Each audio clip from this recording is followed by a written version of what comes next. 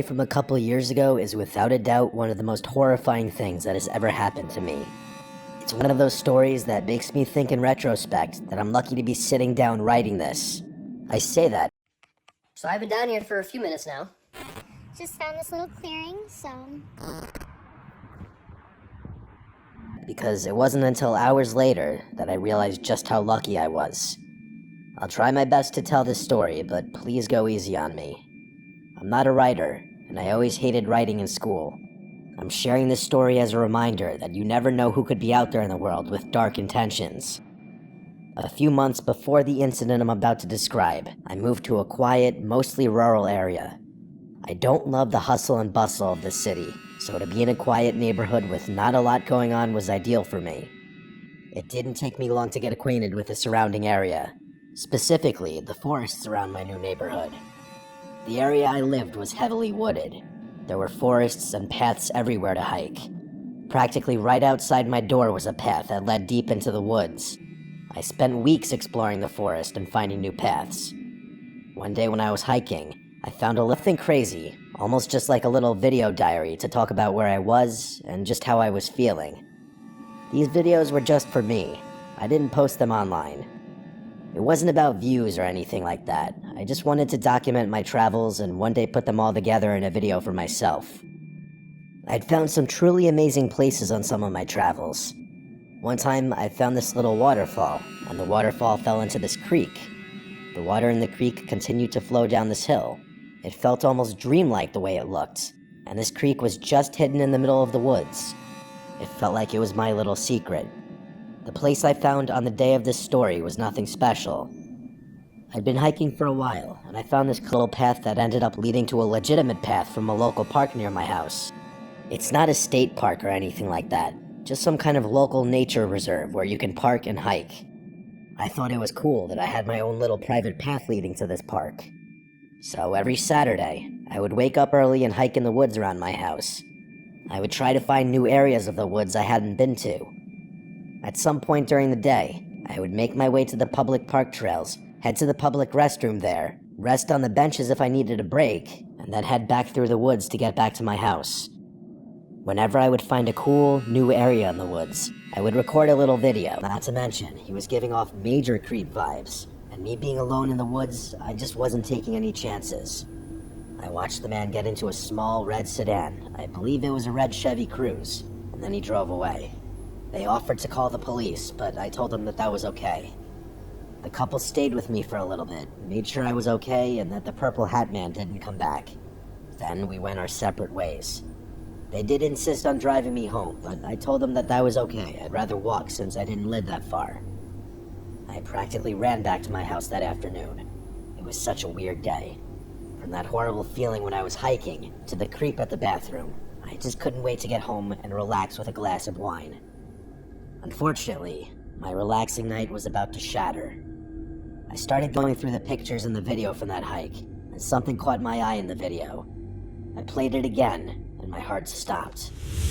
Just found this little clearing, so probably gonna head back to the bathroom here in a minute and head home. In the background of the video, just in the tree line, was the man with the purple hat. While I was talking, giving my hike update, you can see his purple hat and black hoodie just over my shoulder. It was the same man from outside the bathroom. I didn't know what to do. I didn't know if I should call the police or not. I started to freak out thinking about the man. How long had he been following me? Did he know where I lived? But most terrifying to me was that I had no idea what he intended to do.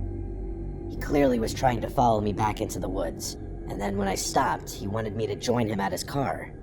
The same car that was supposedly broken. Clearing in the woods. There was a small swamp there, and I found it kind of peaceful. Even though it wasn't this amazing gem like the creek, it still felt peaceful to me. I remember feeling uncomfortable that day when I was walking through the woods. I didn't know why. I just had that bad feeling. I felt on edge. Every sound I heard in the woods made me tense up. I had walked these woods so many times at this point, and I never felt like this before. So when I got to the swampy clearing and felt that moment of peace, it just felt nice. I pulled out my phone to record a video. I recorded a video that lasted maybe a few seconds describing the area and how I was feeling. As soon as I was done recording and taking in the area, I started making my way to the public trails. Eventually, after making it to the trails, I made my way to the public restrooms. As I walked out of the bathroom, this man in a black hoodie, purple hat, and sunglasses came right up to me and said, "Hey there." He said it with a lot of confidence, almost like, and he needs small fingers to pop it enough so he could open it. It seemed weird and sketchy to me. I made a comment about how he just said he was taking the same path as me, and now he wants my help with his car instead. Then I doubled down on the statement that I was waiting for someone, which wasn't true. He laughed and said he was going to take that path to get to the car, even though the parking lot was in the other direction. My creep meter was overflowing at this point, and I considered just going into the bathroom, locking the door, and calling someone to pick me up. I didn't know if this guy was just trying to get my number and he was just bad at talking to women, or if he was an actual creep. Thankfully, this couple walked by, and I walked right up to the woman and greeted her as if I were an old friend. The woman was confused at first, but she took one look at my face, and I think she realized what was going on. The creepy guy started to linger awkwardly for a second. It was like he was trying to see if I was bluffing. I started making small talk with the couple, even going as far as to ask them how their parents are doing. A minute or so passed, and the creep started walking in the direction of the parking lot. When he was out of earshot, I think he knew me. I said hi back politely, if not a little surprised.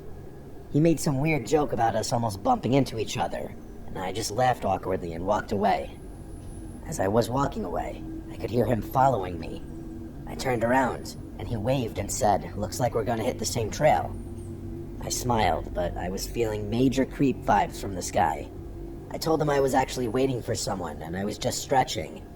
He nodded and said okay, and continued walking several feet. Then he turned around again, walked back toward me, and asked if I could help him. He said that his car was messed up and that he needed help getting it going. He said he knew how, but his hands were too big, and he asked if I could use my small fingers to pop the hood. According to him, his car hood sticked the woman and her boyfriend for playing along and told them that this guy was just standing outside the bathroom waiting for me, and that he wouldn't leave me alone. I know I didn't directly tell him to leave me alone, but come on, read the room. Even though he got right in and drove away.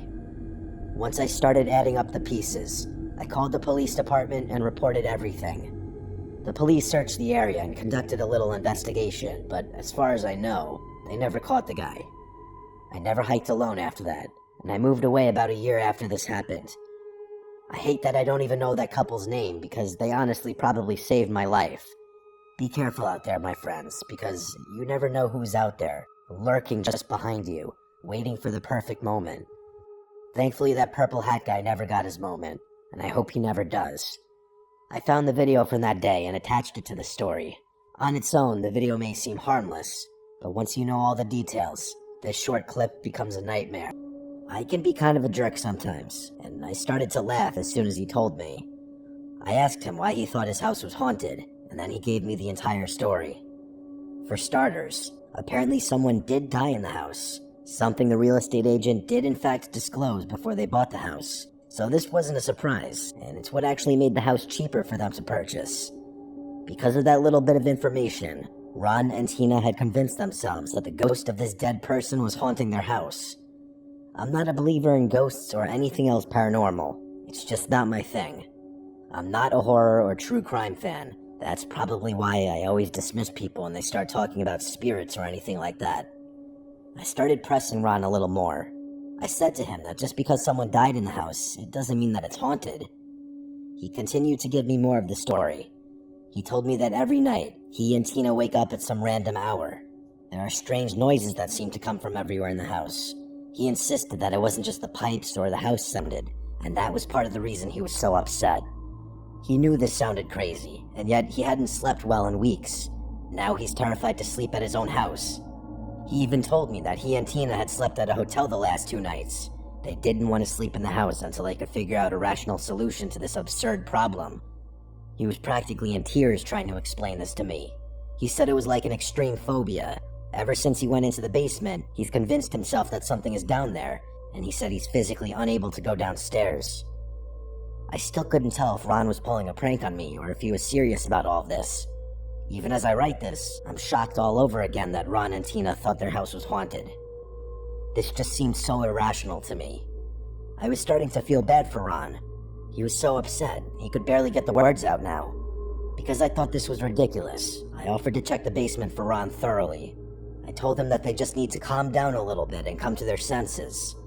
I said I would check every corner of the basement and make sure no ghouls are present, and that whatever noises and weirdness they're experiencing can be explained somehow and some way. He was hesitant at first because he thought my being there might antagonize the spirit, but I shut that down quickly. I remember Tina fighting with Ron on the phone after this because she didn't want me to check it out. She was 100% convinced that this was paranormal in nature, and I, along with both of them, would be in trouble if I went and looked in the basement. After the call, Ron said he would drive me to the house, but he was going to wait outside, and that we couldn't tell Tina. I was a little sketched out by that, but I wanted more than anything to prove to them that nothing was down in their basement. When we got to the house, Ron begged me one more time not to antagonize the spirit, just in case. I just nodded and walked into the house. Me being me, I fully intended to antagonize the imaginary ghosts to prove that they don't exist.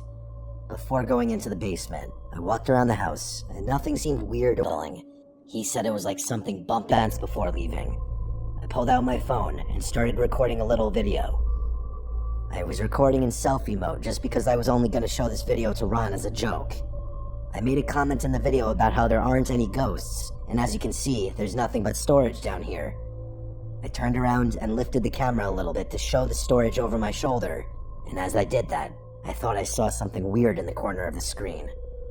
So I moved the camera back a little bit, and sitting right there was some creepy old guy. Not a ghost or demon, but a sickly old man. I wish I'd continued recording, but out of instinct, I just turned it other. When he answered, I blurted out that he needed to call the police because there was a man in his house. Not a monster or a ghost, a man. While this was happening, the man made his way to the basement door and tried opening it as I was holding it shut. I started yelling at him, and he just kept screaming. Then the screaming turned to him repeatedly saying no, no, no, over and over again. It probably took like 10 minutes for the police to show up, and I tried to hold the door for the entire wait. And I kid you not, this guy tried opening the door the entire time. As soon as I heard the police cars roll up into furniture and moving around, they would wake up in the morning and furniture would be slightly moved. Things that were on the counter would be misplaced or moved completely.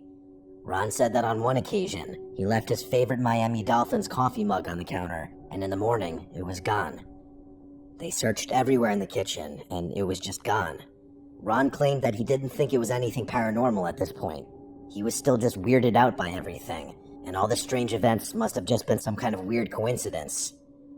That all changed a few nights before Ron decided to tell me this story. Just like several nights prior, he and Tina woke up in the middle of the night. It sounded like a crash coming from the basement. Wanting answers, he went down to investigate, even though he was terrified. The basement is loaded with boxes and storage, so he said it was impossible to be able to tell if anything had just fallen over. Apparently, while he was down in the basement, something moved in the corner of the room, and Ron ran out of there so fast and hadn't gone back since. He started calling all these strange things happening in the house paranormal activity, like the movie, and just like in the movie, he was terrified that if he kept antagonizing it, things would get worse. Off and ran. So I've been down here for a few minutes now, and I haven't seen any ghosts, monsters, or any paranormal activity at all. Nothing except all of your useless storage down here. Oh my god. When I got upstairs, I let go of the door, and the man busted through it. I should have waited until the police were in the house. There was a moment when I was standing face to face with this old man. He was clearly insane. His eyes looked almost plastic. He screamed in my face so loudly that it knocked me over, and then he ran out the back door of the house. I tried chasing him, but the old guy was deceivingly fast. I started yelling for the cops, who were just now jogging through the house with no urgency whatsoever. I told them that the guy ran out the back door, and I didn't see which direction he went. The cops looked for a bit, but couldn't find the guy. Ron called Tina and told her what happened. She was angry at first, but then just in shock over everything. We went into the basement to check everything out after that. The awful smell was clearly the body odor of this man. In the corner of the basement was a small pillow and a little blanket, and the smell was the worst over there. Also next to the blanket was Ron's Miami Dolphins mug. I gave the cops the video, and I don't think they caught the guy. At least not to my knowledge. After all this, Ron told me that before this happened, Tina never locked the doors. She grew up in a nice neighborhood, slammed the basement door, and held it shut. I heard the old man screaming on the other side of the door.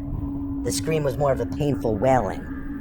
I continued to hold the door shut with one hand, and called Ron with the other. All of this seemed ridiculous to me. I was trying not to laugh because I could clearly see that Ron was upset. I was politely trying to remind him that Paranormal Activity is just a movie, and you can't antagonize something that's made up. That set him off. He was well aware of how he sounded more out of the norm, other than a nasty odor. And before anyone starts to think that the odor was like demonic in nature or whatever, it wasn't that kind of odor. It was like body odor. Finally, I went into the basement. It was a mess. There were boxes everywhere. After looking around for a second, I started shouting for the ghosts to appear. And just like you may expect, there were no ghosts or any other paranormal events happening. I was about to leave, and then I decided to have a little fun at Ron's expense. And since this was also a nice neighborhood, she didn't think anything horrible could happen. Either one day while they were at work, or in the middle of the night when they were sleeping, this man just walked into their home. Now she checks the locks about 5 times before going to bed. It just goes to show you that no matter how nice an area you live in, if you leave the door unlocked, you'll always be inviting unwanted strangers into your house.